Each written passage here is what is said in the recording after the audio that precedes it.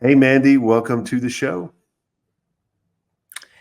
So nice to be here. Thanks so much for having me. Definitely. Yeah, we've known each other for a while. Tell us who you are and kind of a little bit about your background. Absolutely. So, my name is Mandi Ellefson. I am the founder of Hands Off CEO. And I essentially started this company 12 years ago because I ran into a big problem when I was about to take maternity leave. My business could not run without me, definitely couldn't grow without me. And I had so much stress, it was actually just shutting my body down. And I went on this quest to try to find how to solve this problem. And by accident, I started a consulting company, and this was 12 years ago. That's awesome.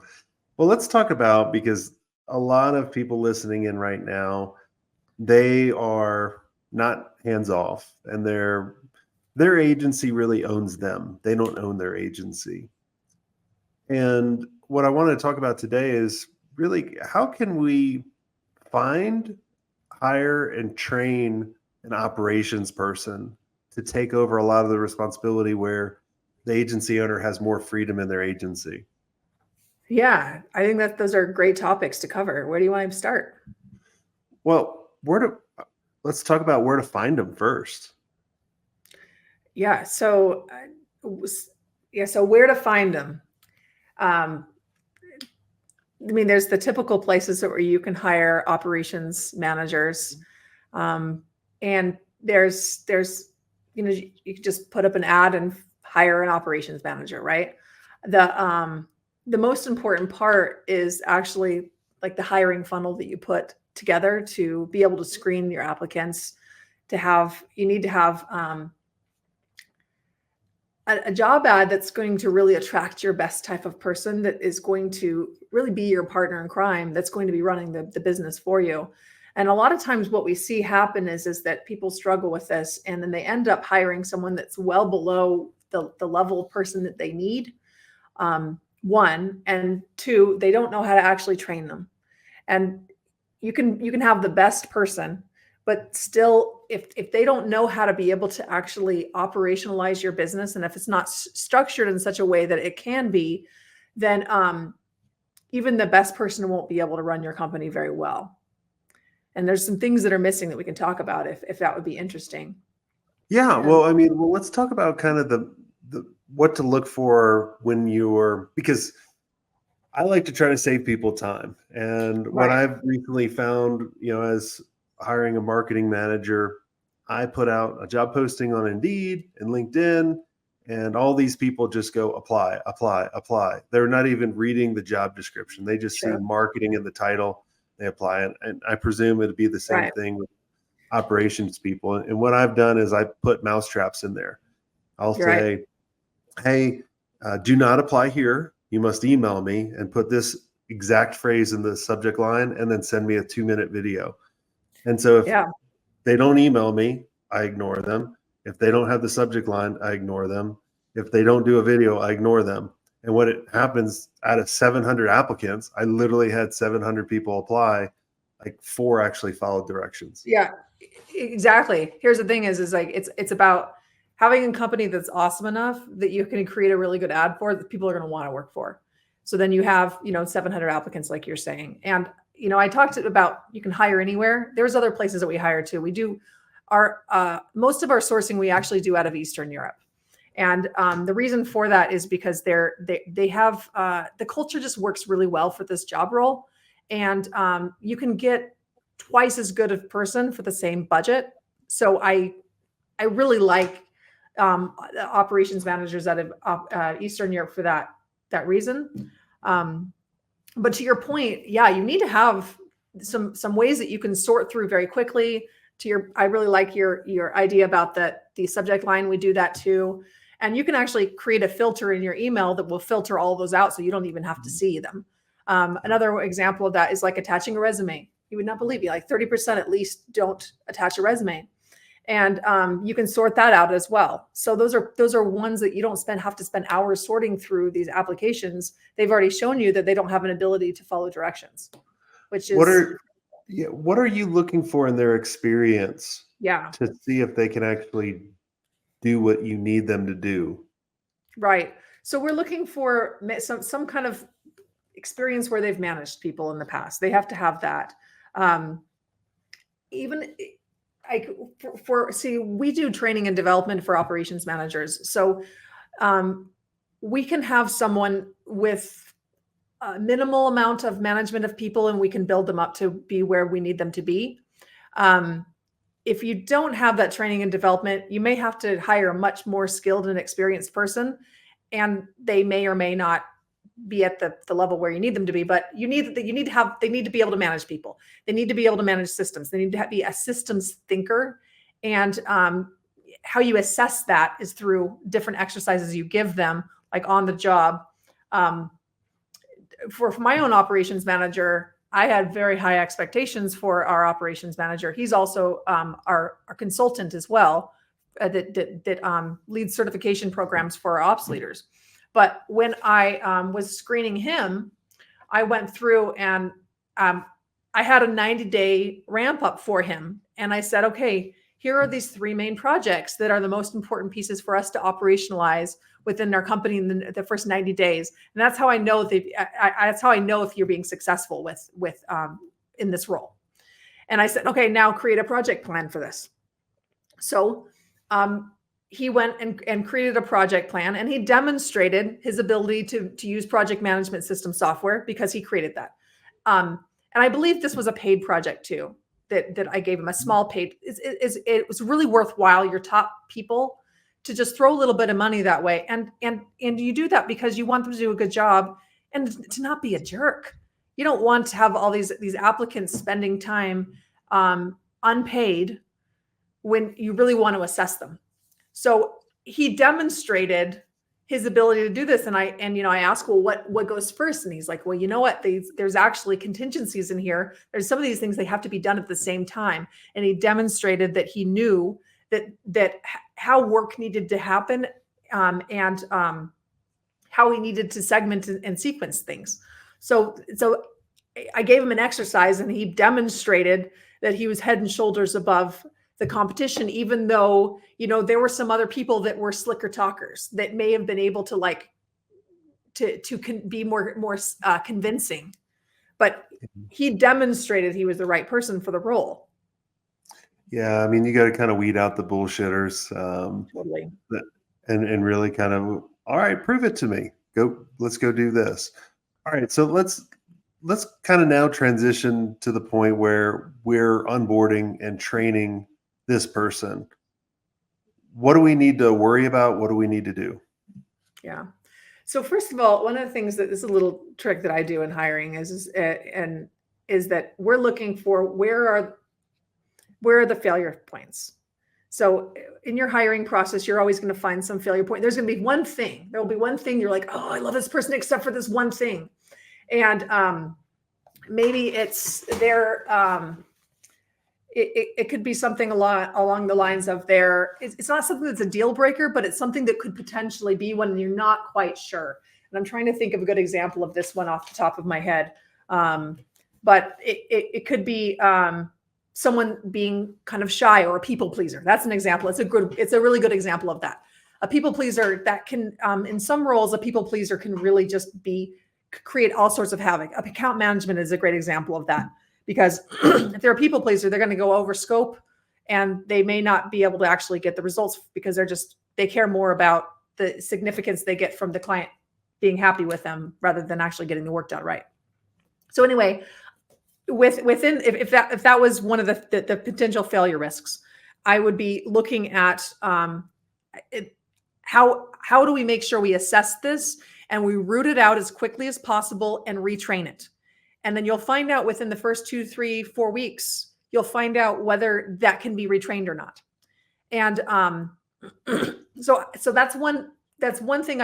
When we're creating a hiring system, a training system, I'm thinking about that, and we're managing it on a week-to-week basis. So you start and you're saying, okay, what are the things that we need to, what are the milestones that we need to have implemented in our company in the next 90 days? It's going to be a bit custom for every company, but one of the things that we see in most cases, when someone's putting together an operations role, like a full-time operations role for the first time, they oftentimes they need planning rhythms in place, and they need a way that they're operationalizing getting work done in the business. The one-page growth plan, their quarterly plans, their weekly meeting rhythms, getting the work done, right?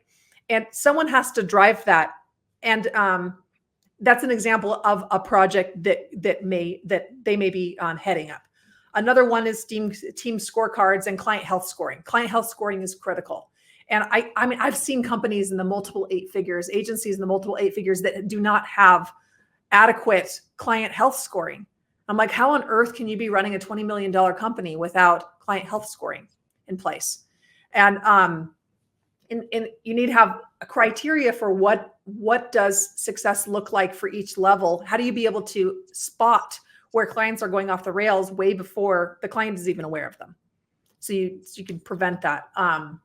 So those are some examples. Project management and communication protocols. Those are some other really important pieces. But it's essentially looking at how do you be able to exit the CEO out of account management with good client health scoring systems. That's a piece of it. How do you be able to exit them out of operations management so that you really have that right-hand person who is driving growth forward without you? And that's what the training plan looks like. And we can talk about how to execute that plan if that would be helpful. Yeah, definitely. All right. So when we look at those main characteristics, those main projects that you're driving forward, and that's going to be based on the company, but those are sort of pretty common ones that we're seeing. And then you're going to create a week by week plan. And when I say you create a week by week plan, I don't actually say you create a week by week plan. You actually tell your operations manager to create a week by week plan. And because what you're doing is you're training them to be proactive.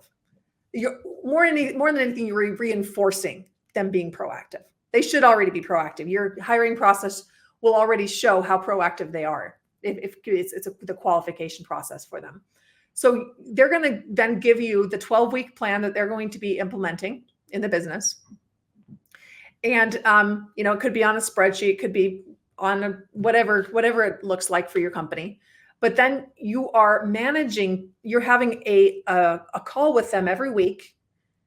And then you're actually saying, okay, well, where are we at on this? You're pulling up the plan. You make sure that they don't get sidetracked by 1,000 other things, and you're holding them to account to the plan. And all you have to do is just share the screen and say, how you doing on this? How are we doing on this? How can I support you? And then you watch for, are they accomplishing these things? And then how do you support them to accomplish these things? So on the plan, who's coming up with the plan? Or is the agency owner coming up with the plan and then they're executing on it? Yeah. So I gave some examples of some key projects that need to happen within the 90 days. And then I would take those projects and say, you create a plan. I actually really like having the candidate doing some kind of milestone plan as part of the hiring process. I did that partly because I was just like, I wanted someone really good, for we were replacing and getting the next higher level person, and I just had no patience for BS. And I wanted to make sure that the person that we hired really knew what they were doing and had the ability to actually put these things into place. Like, certainly I was going to give them some guidance. I was going to give them some support, but they need to be able to demonstrate their ability. So they should be the ones creating the plan, and you help them, you modify it. You need to give them the direction and say, these are the priorities. So you give them the priorities. They need to be the one who figures out how. Yeah. Whenever I get close to hiring someone, I always have them do a 90-day success plan. And then they have to present it back to me. And what I'm looking for too is I want them to be asking tons of questions. Like, if they just go right into the plan, I know they're kind of full of shit, or they're not going to be collaborative, and I don't even set up the next meeting. I want them to do it, because what I've I mean, with me personally, and what I've found with so many, people, agency owners like myself, we're visionaries. We have these grand ideas to do this and what we want to do. But the figuring out the how, we can do that. We're not the best at it, but we've been forced to do it for so long. And so a lot of times I'm looking for that person that will challenge me and going, hey, this is what you want. And you're telling me to do this, but this is a better one. And I'm like, yeah, exactly right. Go for it. Like, Yeah. I want my team members always to challenge me. Hey, why are we doing it this way? You mentioned this. Okay, Mhm. go. Like, I admit I'm wrong all the time. Right. Like, and I want that type of person. I always feel is like, and I always tell everybody, especially any kind of manager or any person on my team, I don't want to manage them. They need to be Mhm. self-managing. If I have to manage Right. them, now I'm adding to my work. And that's why there's lots of agencies that are 20, 40 people. They're like, I'm maxed out. There's no way I want to grow. I'm like, well, you have the wrong team then. Right. It should actually be easier for you. Like, because you have all these people, they should be doing all these things. And you got to kind of ask yourself that question going, do I have the right team? Do I have the right leadership first? Am I the right person? Who do I need to become? And then you kind of step down the ladder. I like what you just said there. Am I the right person? Who do I need to become? Because it takes a different kind of leader to be able to attract higher level managers who actually can run and grow the business. And if you need some development, you're never going to be able to attract those kind of people. They won't stick around. No, no. And even with the marketing person that we just brought on, I'm like, look, we're a train wreck when it comes to this and managing projects and all that kind of stuff. This is where we need your help. Like, or like Yeah. if I was hiring another operations person, I'd be like, look, I am not an operations person. I'm not attention to detail. I will think of an idea and I will go execute on it without even thinking of anything. Like you gotta put up the bumpers right in the bowling, Right. or I'm gonna be in every lane and I'll be jumping into the next lane. Well, and that's a really good point too, because you really need to have. It might be helpful to talk about some of the attributes, like what are you actually looking for in this position with that person? Would that be helpful to go down Yeah, there? go for it. Fine. Yeah, so that's an example of you need to have someone who is assertive enough, who's not going to be just a yes man, who is going to be able to have enough, you know, I'm trying to find the right word Guts. that's not crude, but guts, we'll say guts. You need to have the guts to be able to actually stand up to the CEO and saying, no, this is going to take 15 hours. You think it's going to take 3 hours? And I mean, I just had that conversation with our operations manager today, and like, you need, and two of our managers were they're sitting there like facing me with fire and saying, giving me a lot of pushback. And the thing is that is conflict that's very healthy. And we can have conflict like this because there's so much trust built. And we can laugh about it. And it's great because it shows how much everyone cares. So one of those attributes is you need someone who's going to take a stand. You need who is not a pushover. You need someone who has a very high attention to detail. So if you have someone who's just like, yeah, like, because a lot of times people are thinking, I have this person on my team, maybe they could be the operations manager. Maybe they can, right? But if there's someone who doesn't have an impeccable level of follow through, they are not the right person. One great assessment for this is the Colby A assessment. And you need someone that's a high fact finder and a high follow through. And if you don't have those two characteristics, they are not the right person. It's also similar for a good executive assistant too. Someone with very high level of follow through. And you can, and honestly, you can test this all through the mousetraps that you said in the very beginning. Oh yeah. It's like, I used to tell people, I'm like, hey, go do these types of tests. I think those tests are good for like the scenario that you mentioned. I have this team member, maybe they can go up to this. But right? Like, I also think I'm like, well, you should already know if their attention, like if you're constantly always correcting them on things, like you're like, Oh, well, the worst is when they spell your name wrong. And my name is spelled with an I. Mandy is with an I. And I don't understand why it's so difficult to spell the name right. But I've had a number of applicants that spell it wrong. We just actually declined someone who was amazing. We actually made her an offer, but then we went back and saw one of the emails that she responded to that had the name spelled wrong. And there was just some mess. And they're like, she's demonstrating who she really is here. Yeah. And that might seem like a small thing, but especially in the case of an operations manager, you cannot let that person go through, because this is the best time. This is where they're on their best behavior. So yeah, I had someone, the company name is Agency Mastery with the Y. So I feel your pain. Like they're putting my Y on your name. Yeah. And I like the person.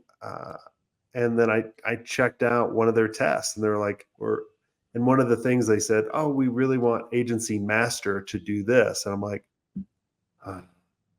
you missed it. Yeah. I was like, you got really close. And everyone thinks I'm really picky, but we need to be. You have to, especially on this type of role. Yeah, you have to be. Yeah, especially this type of role, you need a very high level of attention to detail. And I expect an attention to detail quite high with any applicant, because anybody during a hiring process can double check or triple check what goes out. Like anybody could do that.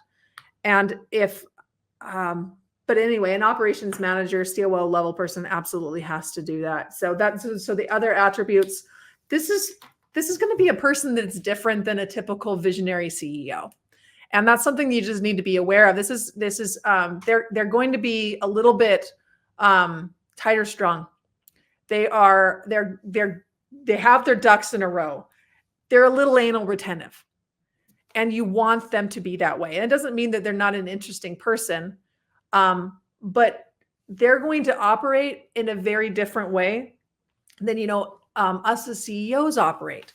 And that is a very good thing, but you also need to make sure that there's some chemistry there too. So that's another attribute that you're looking for, is some chemistry between not only the CEO and the operations manager, but what does the rest of the team think?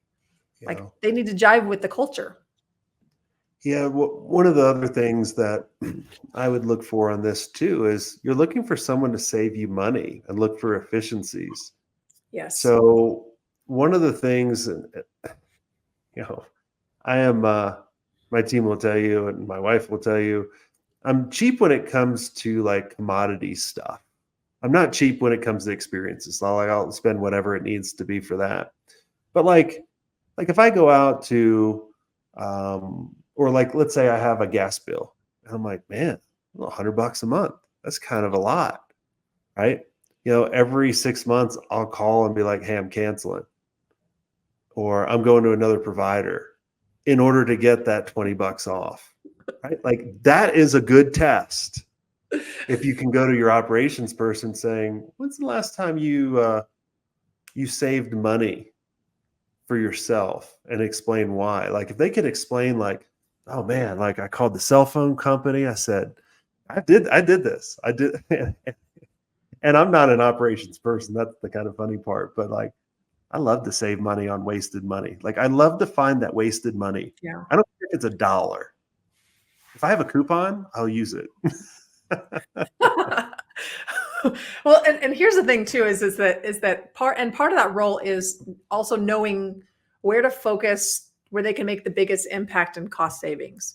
Because we can spend a lot of money on, like, we have this redundant software that we need to replace, and it's costing us $13 a month.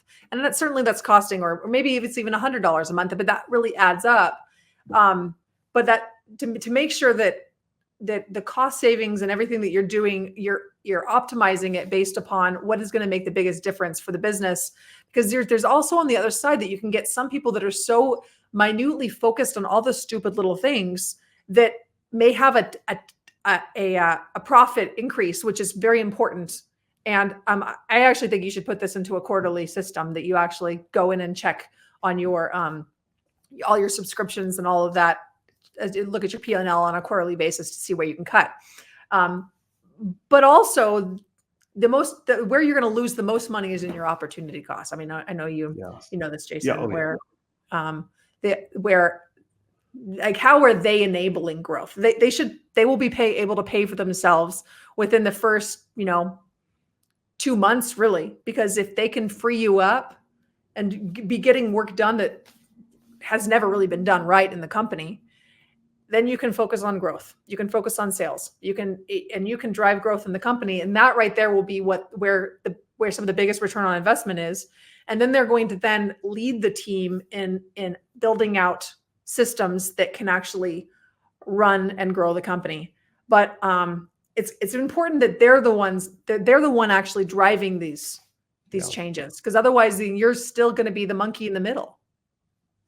Yeah, you can't tell them what to do. You just need to tell them the outcome. I want to be more profitable. We want to be more streamlined, whatever it is. And then how can you get me there? They're the how. You're not the how. Yeah. And I feel so many entrepreneurs get stuck on that. They're constantly trying to figure out the how and then they're like, they never pull the trigger. I'm like, well, why don't you just say, I want this, and then make your team go do it. And then voila, 6 months later, a year later, whenever they actually accomplished it. And versus, because I can't tell you how many times we'll chat with someone, they'll have a problem, they'll want to be getting to somewhere else, and we'll be like, well, here's what you need to go do. They don't take action because they're trying to get ready to get ready. Yeah. And then we talk to them a year later. Where's the business? It's actually at the same place. Well, are you still getting ready to get ready? And there's so many people who are doing that. And one of the things I've also seen with operations leaders, and maybe you've seen this too, is that you can have someone who is very exceptionally skilled, but all of their time is taken up in account management or other parts of the business. Maybe they're part of service delivery and they're not able to actually commit as much time as needed for their roles. And we actually see this all the time. And so I actually would say too, that it makes a lot of sense to get as CEOs, we don't need to tell our operations leaders what to do. It's really important to have a very clear plan and saying, this is the direction we're going, and together to think through what are the biggest, most important strategic objectives to get there this year. What are the most important strategic objectives this quarter to get to where we're going over the next year? And also reinforce where they need to be focusing their time. And I think that even the very best people, I don't know if they need to be managed so much, but they need to be led. And that's what I was talking about with setting in place that first initial rhythm for communication. And too many times CEOs will just say, all right, you go do it. And they don't give enough support to the operations leader, especially when they're starting out, for them to do a good job.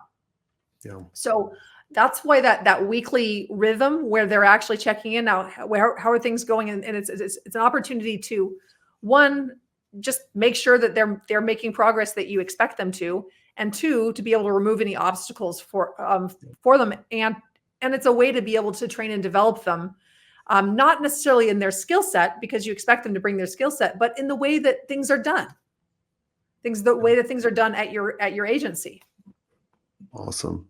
Well, Mandi, this has been a lot of fun. Thanks so much for sharing your knowledge on, finding and training and really getting the people, up to speed.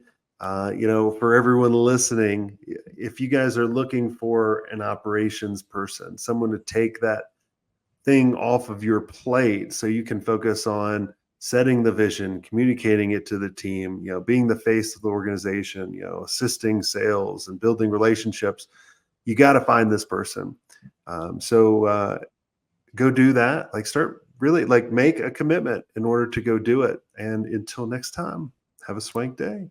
I hope you enjoyed this content. If you want more content like this, make sure you click on the link on the screen or check out your most popular podcast platform. where the full episode is there. And until next time, have a swank day. What are you doing? Go check it out.